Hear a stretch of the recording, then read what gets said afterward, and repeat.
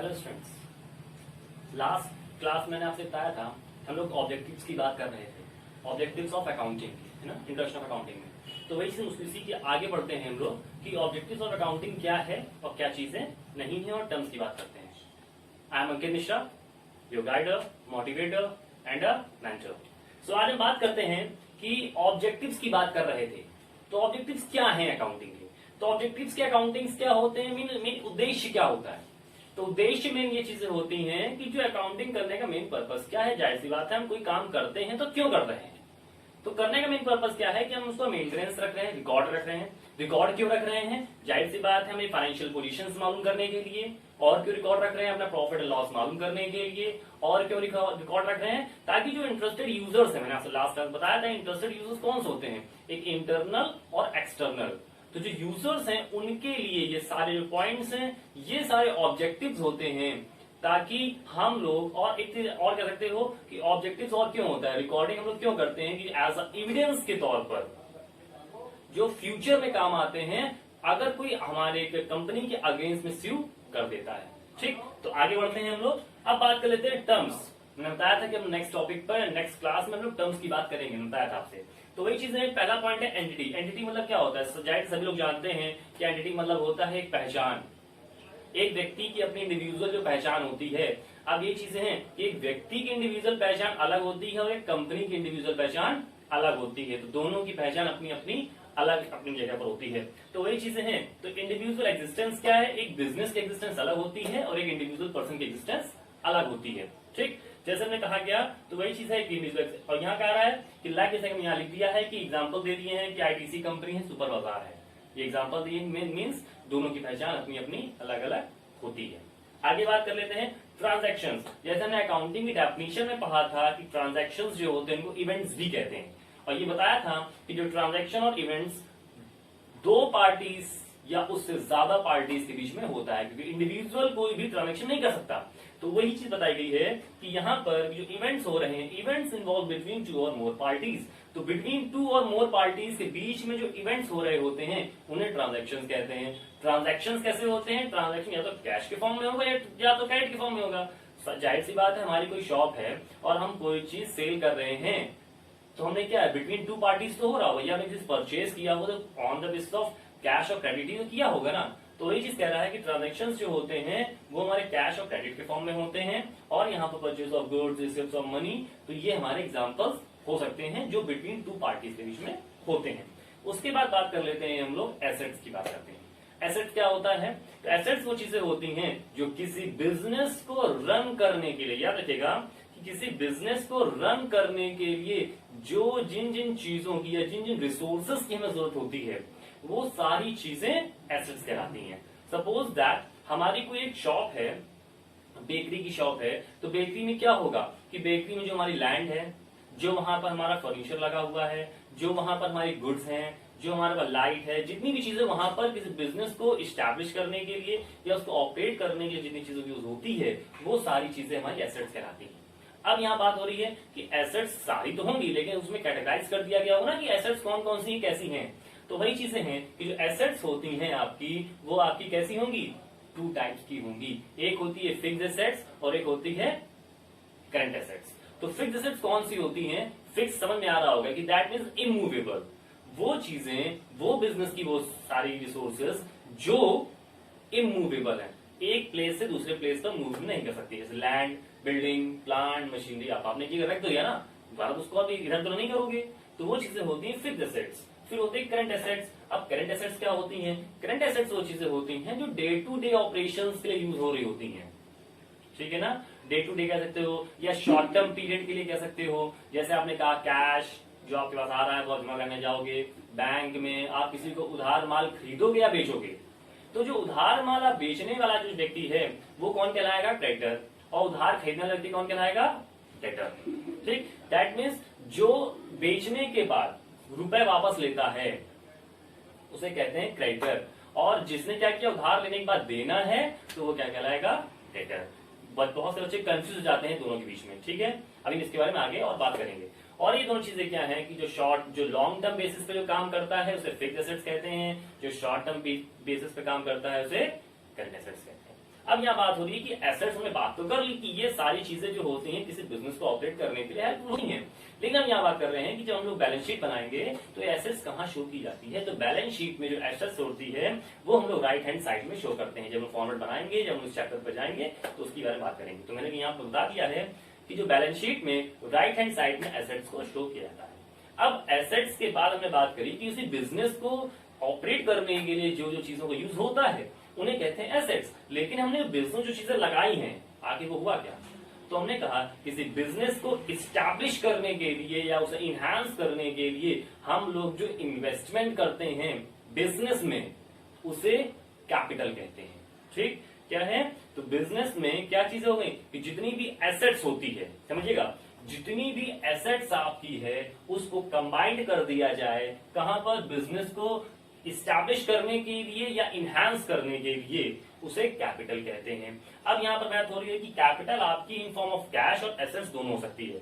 Cash in form current assets, assets that means fixed assets. ठीक है, अब बात कर लेते हैं कि कैपिटल जो होती है वो एक तरीके से ऑब्लिगेशंस होती है, डेब्ट मींस हमारे ऊपर लायबिलिटी चढ़ी होती है, हमारे ऊपर मतलब क्या, बिजनेस के ऊपर। हम क्योंकि हमने कोई बिजनेस स्टैब्लिश किया, कोई शॉप ने स्टैब्लिश करी, अब जाहिर सी बात है हमने कोई शॉप स्टैब्लिश करी है, उस पर रुपए जो इन्वेस्टमेंट किया है, फर्नीचर लाए हैं, गुड्स लाए हैं, जाहिर सी बात है हम बिना गुड्स से कोई बिजनेस नहीं कर सकते। तो बिजनेस जो लाए हुए हैं तो क्या है, हमने पहले रुपए लगा तो दिया, अब वहां से लेना बाकी ना रुपए को, इसलिए कहा गया है कि जो रुपए में इन्वेस्टमेंट किया हुआ है किसी बिजनेस पर वो एक प्रकार से ऑब्लिगेशन और डेब्ट कहलाता है। ठीक, अब यहाँ बात हो रही है कि कैपिटल को हम लिस्ट में कहा कि एसेट शो करते हैं राइट हैंड साइड में, तो कैपिटल शो किया जाता है लेफ्ट हैंड साइड में, किसमें, बैलेंस शीट में। ठीक, अब यहाँ बात करते हैं कि कैपिटल, वैसे तो कैपिटल कोई टाइप्स नहीं होते हैं, लेकिन जब शेयर्स के चैप्टर में जाओगे तब आपको कैपिटल के डिफरेंट टाइप्स पढ़ने को मिलेंगे। अब आगे बात कर लेते हैं लायबिलिटी।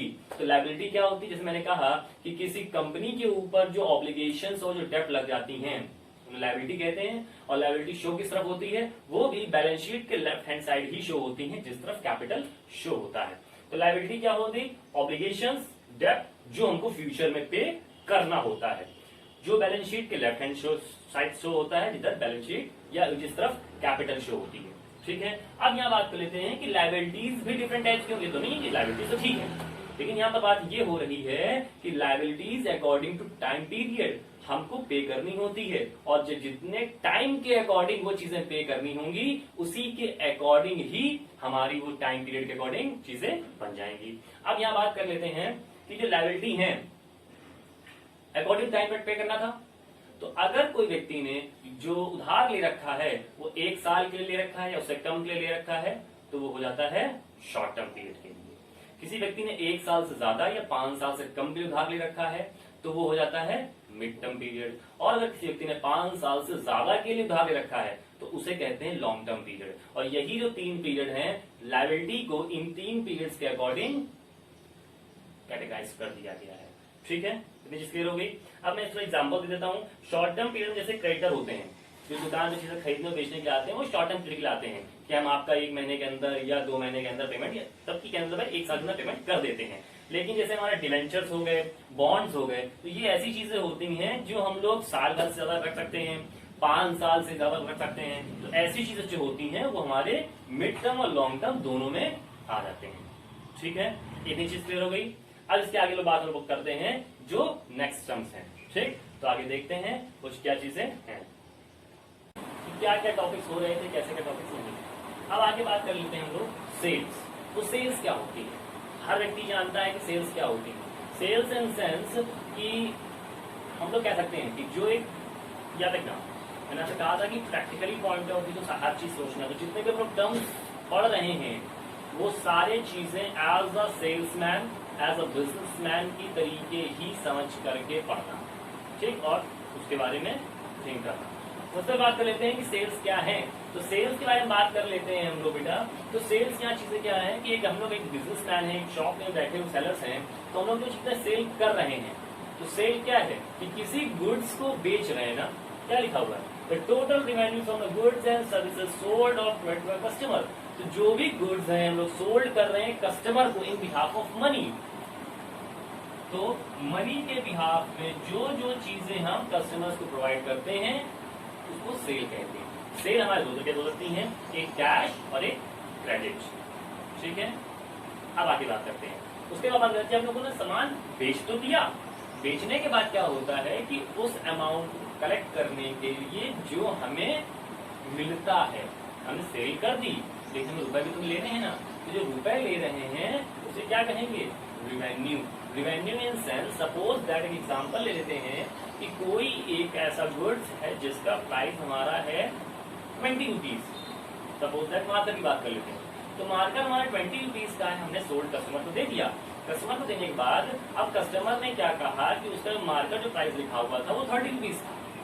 ठीक, लेकिन वहां पर क्या हुआ कि उसके बिहाफ पर हमें सेल कर दिया, हमें रुपए मिल गया, लेकिन बिहाफ में ये तो हमारा क्या हो गया, सेल और रुपए ले लिया।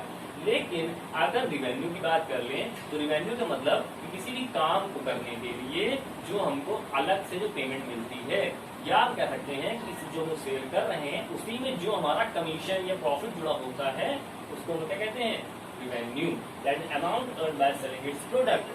जो भी सामान बेचने से हमको रुपए मिल रहा है, हमने इसको बेचा कितने में, 25 रुपए में, तो 25 रुपए में हमारा जो रुपए जुड़ा हुआ है उसे क्या कहेंगे, रिवेन्यू। ठीक है, रिवेन्यू में क्या है, उसको इनकम भी कहते हैं, इस पर इनकम हो रही है। फिर कमीशन, इंटरेस्ट, डिविडेंड, रॉयल्टी, तो ये सारी चीजें हमको रिसीव हो रही है कोई चीज सेल करने से, उसे कहेंगे हम लोग रिवेन्यू। अब आगे बात कर लेते हैं एक्सपेंसेस क्या होते हैं। तो एक्सपेंसेस वो सारी चीजें होती हैं, इसमें कह रहा है कॉस्ट इनकर्ड। कॉस्ट इनका मतलब कि जो कॉस्ट हम लोग लगा रहे हैं किसी चीज का मैन्युफैक्चरिंग करने में या कोई भी बिजनेस को ऑपरेट करने में, उसकी एक्टिविटीज को करने के लिए जो हम लोग कॉस्ट लगाते हैं या जो खर्च करते हैं, स्पेंड करते हैं, उन्हें हम लोग एक्सपेंसेस कहते हैं। सपोज दैट हमने कोई एसेट्स ली थी और एसेट्स रोज तो उसकी कॉस्ट नहीं बनी रहेगी ना। जैसे हम शोरूम में कहीं जाते हैं गाड़ी खरीदने के लिए, तो शोरूम में गाड़ी जो खड़ी है वो 60,000 की है, लेकिन आप जैसे ही शोरूम से बाहर निकालते हो गाड़ी की वैल्यू जो होती है कम हो जाती है, उसे कहते हैं डेप्रिसिएशन। तो वही चीजें हैं कि हम लोग बिजनेस में जो मशीन्स लगा के रखी हुई हैं उन मशीन्स को क्या कहोगे, उन पर जो वैल्यू उनकी कम हो रही है, डे टू डे एक्सपेंसेस जो हो रहे हैं उनको हम लोग क्या कहते हैं, एक्सपेंसेस। अब यहाँ बात हो रही है एक्सपेंसेस और एक्सपेंडिचर में डिफरेंस क्या। तो एक्सपेंसेस जो होते हैं बेटा वो शॉर्ट टर्म पीरियड के लिए होते हैं, लेकिन जो हमारे एक्सपेंडिचर होते हैं वो दोनों होते हैं। दोनों इन सेंस लॉन्ग टर्म के लिए भी होते हैं, शॉर्ट टर्म के लिए भी होते हैं। मीन्स एक्सपेंसेस जो होते हैं वो ऑपरेटिंग करने के लिए होते हैं और एक्सपेंडिचर जो होते हैं वो ऑपरेटिंग के साथ साथ लॉन्ग टर्म, जैसे हमने क्या मशीनरी खरीद करके लाए, मशीनरी खरीद के लाए, लॉन्ग टर्म के लिए हो गया। ठीक, उसके बाद कर लेते हैं that means more than 1 year के लिए जो हम लोगों ने एक्सपेंस किया है, जो इन्वेस्टमेंट किया है, जो स्पेंड किया है, वो एक्सपेंडिचर में जाएगा। दैट मीन्स जो फैक्ट्री से चीजें होती हैं। उसके बाद बात कर लेते हैं जो लेस देन 1 ईयर के लिए होता है, रेंट हो गया, वेजेस हो गया। दैट मीन्स कह सकते हो कि एक्सपेंसेस आपके ऑफिशियली वर्क के लिए होते हैं और एक्सपेंडिचर आपके फैक्ट्री ऑपरेटिंग वर्क के लिए होते हैं। ठीक है ना, तो दोनों चीज क्लियर हो गई कि एक्सपेंसेस ऑफिस के लिए, एक्सपेंडिचर फैक्ट्री के लिए, तो ये चीजें हो गई। अब उसके बाद बात कर लेते हैं एक्सपेंसेस एक्सपेंडिचर के बाद कि आखिर प्रॉफिट, गेन और लॉस क्या होता है। मैंने इनको एक साथ इसलिए लिख दिया है कि ज्यादातर डिफरेंस में नहीं है, तो यही सब चीजें हैं। तो पहले बात कर लेते हैं हम लोग इसमें कि प्रॉफिट, गेन और लॉस में क्या चीजें आती हैं। ठीक, तो देख लेते हैं कि excess of revenue of period मतलब कि जो भी हम लोगों ने कोई चीज सेल करी है और सेल करने पर हम लोग ईयर में, हमने क्या कहा था कि मार्कर 25 का बेचा था लेकिन इसकी एक्चुअल कॉस्ट बहुत कम हुई होगी ना, तो जो डिफरेंस है एक्चुअल कॉस्ट में और सेलिंग कॉस्ट में उसे कहते हैं प्रॉफिट। ठीक, और वही चीज अगर कह दिया जाए कि अगर जो इसकी कॉस्ट थी कितनी 20 की और लेकिन उससे कम में बिकी तो क्या कहलाएगा, लॉस। वही में लिखा हुआ है कि एक्सपेंसेस ज्यादा हो जाते हैं in comparison with the revenue. ठीक, अब यहाँ बात होती है गेन क्या हो रहा है। तो गेन क्या होता है, किसी भी ट्रांजैक्शंस और इवेंट्स को करने में हमको जो अलग से जो इनकम मिलती है उसे कहते हैं गेन। ठीक, जो प्रॉफिट में इंक्लूड होती है। अब बात कर लेते हैं डिस्काउंट क्या होता है। तो डिस्काउंट क्या होता है, जाहिर सी बात है कि हम लोग सेलर हैं तो अपने गुड्स को बेचने के लिए, कस्टमर को अट्रैक्ट करने के लिए हम उनको जो बेनिफिट्स देते हैं, ठीक है ना, तो जो बेनिफिट्स प्रोवाइड किए जा रहे हैं कस्टमर को उनके सेटिस्फैक्शन के लिए और हमारे बेनिफिट के लिए, तो क्या होगा, तो यहाँ पर जो भी गुड्स की वैल्यू में जो कमी आ जाती है, reduction in the price of a goods sold, जब हम कोई सामान बेचते हैं तो जो कस्टमर्स कहते हैं बार्गेनिंग कर लेते हैं, तो बार्गेनिंग भी हम लोग उनको उतना ही करने देते हैं जब तक हमारा बेनिफिट बना हुआ है। अगर हमारा बेनिफिट ही नहीं होगा तो हम सामान बेचेंगे क्यों। तो वैसे ही कहा गया है, तो डिस्काउंट जो होता है सामान को बेचने के लिए हम लोग 2 तरीके से देते हैं। एक होता है ट्रेड डिस्काउंट और एक होता है कैश डिस्काउंट। तो ट्रेड डिस्काउंट क्या होता है, मतलब हमने कहा by one get one free. Cash discount क्या होता है, 30% ऑफ। और मैं बता देना चाहता हूं कि इनका यूज कैसे करेंगे अकाउंट्स में। तो जब भी हम लोग जर्नल एंट्रीज बनाते हैं, तो जर्नल एंट्रीज बनाते समय जब बनाएंगे हम लोग, तब उसमें हम लोग ट्रेड डिस्काउंट को तो शो करते हैं, बट कैश डिस्काउंट को हम लोग ट्रेड डिस्काउंट को शो नहीं करते हैं, कैश डिस्काउंट को शो किया जाता है जर्नल एंट्रीज में। ठीक है, आगे बात कर लेते हैं वाउचर्स क्या होते हैं। तो वाउचर्स क्या होते हैं, जब भी कोई सेलर होता है या परचेजर होता है, गुड्स को खरीदने और बेचने के समय जो ट्रांजेक्शन होते हैं, तो वो ट्रांजैक्शन बात है, किसी की बातों पर विश्वास नहीं कर सकते, कौन दुनिया में कैसा व्यक्ति नहीं पता। तो उस ट्रांजैक्शंस का रिकॉर्ड रखने के लिए हम लोग बनाते हैं वाउचर। अब जब वाउचर बनाएंगे तो वाउचर में क्या होगा, जब वाउचर बन रहा है हमारा, तो उसका हमें सपोर्ट चाहिए ना, कि शायद फ्यूचर में चल के हमारा पर केस कर दे। तो ऐसे टाइम पर हम लोग कैश मेमो या इनवॉइस इस तरीके की बिल्स बनवा लेते हैं, ताकि इन फ्यूचर में चल के वो एज अ एविडेंस के तौर पर हमारे काम आ सके। आगे बात कर लेते हैं ड्राइंग्स क्या होती हैं। हम लोग बहुत से बिजनेसमैन होते हैं कि बिजनेस का रुपए निकाल के बिजनेस में लगा देते हैं, ठीक, वो अच्छी चीज है।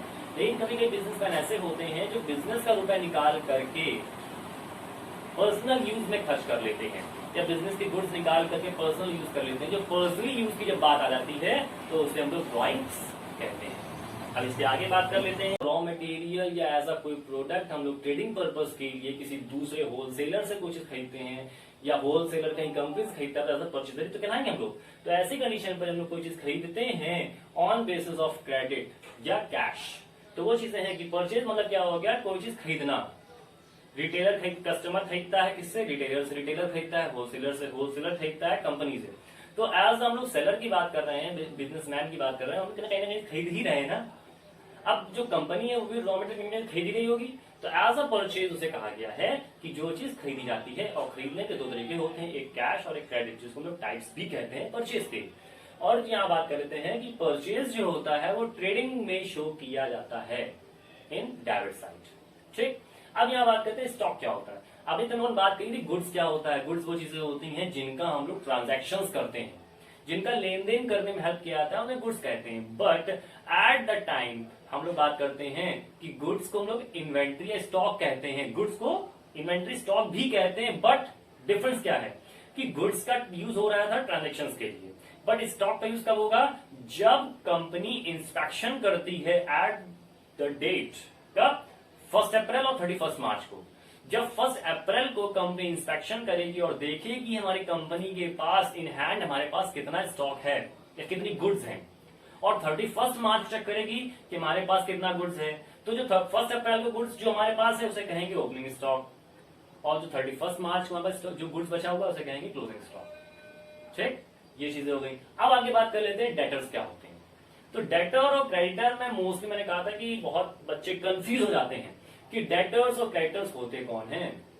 डेटर और क्रेडिटर एक पर्सन ही होते हैं, ठीक है ना, लेकिन ये क्रिएट कब होते हैं, क्रिएट होते हैं कब, जब क्रेडिट बेसिस पे कोई चीज खरीदने और बेचने की बात कही जाती है। और इन दोनों के बारे में आप पढ़ोगे कब, जब आप पढ़ोगे जाकर के बिल ऑफ एक्सचेंज चैप्टर। ठीक, अब यहाँ बात होने जा रही है डेटर्स और क्रेडिटर्स कौन होते हैं। तो डेटर वो पर्सन होता है, सपोज दैट कंपनी को कोई चीज, कंपनी से उसने कोई चीज खरीदी हो। सपोज दैट ये कंपनी कोई चीज हमने खरीदी ऑन बेसिस ऑफ क्रेडिट, तो हमको पेमेंट करना पड़ेगा ना इन फ्यूचर पे। तो जब फ्यूचर में पेमेंट करना बाकी रह गया है किसको, कंपनी को, तो उसे कहते हैं डेटर। और अगर कंपनी को हमने कोई चीज बेची हुई है on the basis of credit, तो कंपनी को ना कुछ पेमेंट करेगी ना हमको, तो उसे कहते हैं क्रेडिटर। समझ आ गया डेटर और क्रेडिटर का डिफरेंस। डेटर वो व्यक्ति जिसको फ्यूचर में पे करना है, क्रेडिटर वो व्यक्ति जिसको फ्यूचर में हमको रिसीव करना है। ठीक है ना, जो ट्रांजेक्शन क्रेडिट बेसिस पर हुए होते हैं। अगर समझ में आ गया है तो अच्छी चीजें हैं, नहीं समझ में आया है तो आप हमसे कमेंट बॉक्स पर पूछ सकते हो। बट आपसे एक मैं थोड़ा सा फीडबैक चाहूंगा कि आप सब्सक्राइब ना करें, उससे मुझे कोई मतलब नहीं है, ये मेरा पैशन है, मैं पढ़ा रहा हूं। बट मैं केवल इतना चाहता हूं कि अगर आपको अच्छी लग रहा हो कि जो मैं पढ़ा रहा हूं आपको समझ में आ रहा हो, तो प्लीज फीडबैक दे सकते हो आप लोग, ताकि मेरे अंदर जो मोटिवेशन और बढ़ जाए, मैं थोड़ा सा और इंस्पायर हो सकूं, थोड़ा सा और क्रिएटिव तरीके से आपको समझा सकूं। बस इतना मेरे लिए आप कर सकते हो। Thank you.